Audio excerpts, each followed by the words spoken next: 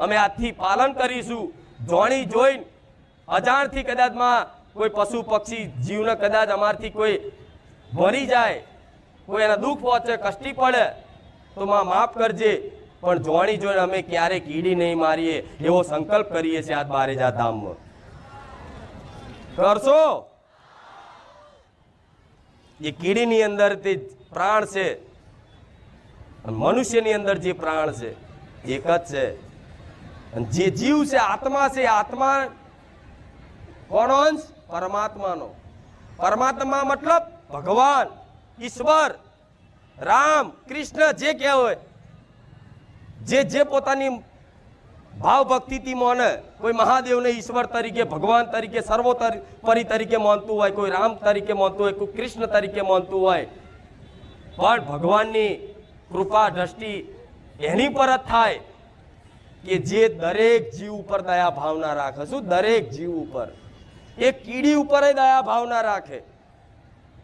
આજ કઈક જગ્યાએ તમે જતા હોવ છો, સ્કૂલોમાં, સરકારી કોઈ ભવનમાં, ગમે ત્યાં જાઓ, કોઈ બસ સ્ટેન્ડે, ગમે ત્યાં ક્યાંક ને ક્યાંક આવા ઉપદેશના બોર્ડ મારેલા હોય છે કે કીડીનું કીડિયારું પૂરવાથી પૂન મળે છે। વાંચ્યું છે ને? સ્કૂલમાં વાંચ્યું હશે, ક્યાંય સરકારી ભવનમાં વાંચ્યું હશે, ક્યાંય ગમે ત્યાં આવું વાંચ્યું હશે કે કીડીનું કીડિયારું પૂરવાથી પૂન મળે છે। તો આ ઉપદેશ કેમ આલવામાં આવ્યો છે? આ ઉપદેશ એટલા માટે આલવામાં આવ્યો છે કે લોકો કીડીઓને મારે નહીં, પણ એનું કીડિયારું પૂરે, એને ખવડાવે। એ આપણો સનાતન ધર્મ છે, આપણો એ હિન્દુ ધર્મ છે કે જે કીડીના પ્રાણને, જીવને મહત્વ આલે છે। નહીં તો બીજા કોઈ ધર્મમાં કીડીને શું મોટા મોટા જાનવરને કાપીને ખાતા હોય, આપણે સનાતન હિન્દુ છે। વડા જીવે માંસ ના અડારાય,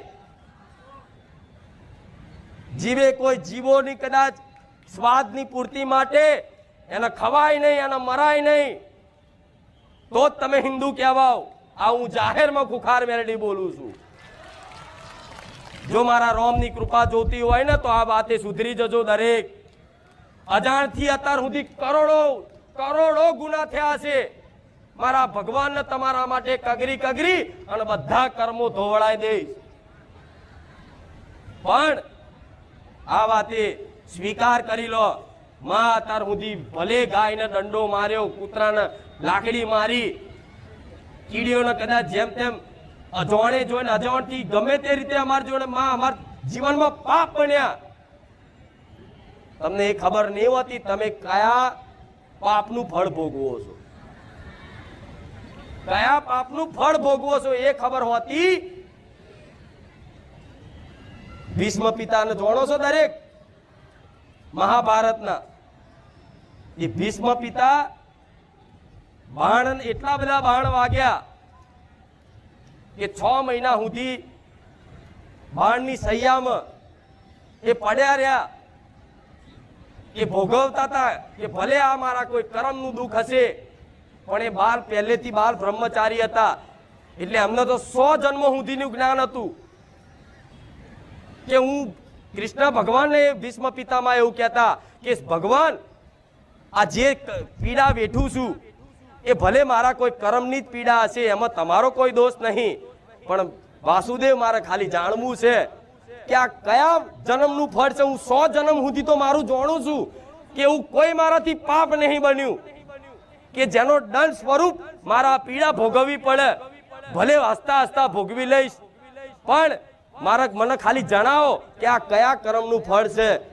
ત્યારે ભગવાને એવું કીધું તમે 100 જન્મ સુધીનું જાણો છો ને, તો 100 થી આગળના જન્મ સુધીનું તો હું જાણું છું। ત્યારે ભગવાને યાદ કરાયું કે તમે એક પહેલા જંગલમાંથી કોઈ રાજા તરીકે જતા હતા શિકારી, અને કોઈ નાગ દેખાયો તો એ નાગને તમે બાણથી મારી અને એને બાવરિયામાં લાકડીથી લઈ અને બાવરિયામાં લટકતો મૂકી દીધો। એ સાપ, એ નાગ 6 મહિના સુધી રીબાઈ મર્યો ના, આ એનું ફળ તમે ભોગવો છો। કેટલા જન્મ? 100 જન્મ। કેટલા જન્મ? તમને તો આ જન્મનું યાદ નહીં કે અમે કેટલા કર્મો કર્યા છે। ચોથી ઉદ્ધાર થાય। આ સત્ય વાતો, સનાતન વાતો છે, ભલે તમે માનો કે નહીં માનો। જન્મો જન્મની કદાચ વાર્તાઓ બધાએ હોંભરી છે, નહીં હોંભરી? નાના હતા તોય હોંભર્યું છે. કોઈ કદાચ બહુ દુઃખી થતું હોય, કોઈ એને બહુ પરેશાન કરતું હોય, તો છેલ્લે આની અંતર આત્મા બોલી જાય કે શી ખબર આ કયા ભાવનો મારી જોડે બદલો લેવા આવ્યો છે. બોલી જાય છે ને. દીકરીઓને કહું છું અને દીકરાઓને કહીશ કે શી ખબર કયા ભાવનો મારી જોડે આ બદલો લેવા આવ્યો છે. હે ભગવાન, આવું બોલી જાય. એ કોણ બોલે? તમારી અંતર આત્મા. જેમ કે આત્મા જાણે છે કે તમે શેની પીડા ભોગવો છો. આવી કરમની પીડાઓ હોય છે, છતાંય મારો ભગવાન એટલો દયાળુ હોય ને, માતાઓ એટલી દયાળુ હોય છે ને, કે આવા જો કરમના ચક્કરમાં માણસો એના ફળમત કદાચ જીવન કાઢતા હોય ને, નાસ્તિક થઈને ફરતા હોય ને, તોય ભગવાનની કૃપાથી તમને ક્યાંક ને ક્યાંક ભગવાનનું નામ હોભરવા મળે, ક્યાંક ભજન હોભરવા મળે. તો મોની લેજો, અમારી પર વિશેષ કૃપા રોમની બની છે. આ જીવન અમૂલ્ય છે. આ જીવનમાં ભક્તિ એમને એમ પ્રાપ્ત થતી નહીં. સેવા કરવાનું મન એમને એમ લાગતું નથી. જીવો પર કદાચ દયા ભાવના રાખવાનું મન એમને એમ લાગતું નથી. આજે કદાચ 2 રોટલી કે 11 રોટલી ગાયને ખવડાવો છો ને, તો મારો રોમ તમારી પર રીઝ્યો છે, મોની લેજો. તમારી કુળદેવી તમારી પર પ્રસન્ન થઈ છે, એવું મોની લેજો. દુઃખ તો ગોડા જીવનમાં આવતા જતા રહેશે. મોટા મોટા રાજા મહારાજાઓને દુઃખ વેઠવા પડ્યા છે, તો તમે જઈ ખેતની મૂડી છો. મોટા મોટા રાજા રજવાડાઓને દુઃખ વેઠવા પડ્યા છે. ધરતી પર ખુદ ભગવાને અવતાર લીધો, ભગવાનને ખુદ જંગલમાં કોટા વાગેલા છે, ભગવાન ખુદ રોયેલા છે. તો ભગવાન અવતાર લઈને એ દર્શાવે છે કે આ સંસાર છે ને, આ સંસાર કર્મ ભૂમિ છે. જેવા જેવા કર્મો કરશો ને એનું ફળ તમને મળશે. આ તમે જો સારું કરતા હશો ને તો ચિંતા કરવાની જરૂર નહીં, દાડા ગણવાની જરૂર નહીં. આંખો બંધ કરીને રોમ ભરોસે જેટલું થાય એટલું પુણ્યદાન તમારી જોડે હોય ને, 20 રૂપિયા, તો એના 1 રૂપિયાનું કદાચ ચોક જીવો પાછળ સેવામાં વાપરી નાખજો. મારો ભગવાન બેઠો છે, હિસાબ કરશે. હિસાબ તમે ના રાખતા, દાડા તમે ના ગણતા. તમારો અધિકાર બને છે. તમે નહીં માગો ને તોય ભગવાન આલશે. જેમ કે તમારો અધિકાર બને છે. કોઈ ઈચ્છા છે દુઃખ આવે જીવનમાં? તમે ઈચ્છા કરો છો ક્યારે કે મારા જીવનમાં દુઃખ આવે? છતાંય તે તમારી રજા લેવા રહેશે દુઃખ? આવી જાય તરત, કયા ટાઈમે, કયા સમયે, કયા ચોગડે ચમનું પલટું વાગી જાય ખબર ના પડે. રાતે તો હસતા હોય ને બીજે દાર તો ચોય દવાખાનામાં આઈસીયુમાં દાખલ કર્યા હોય. પૂછીને આવે છે દુઃખ? નહીં આવતું ને.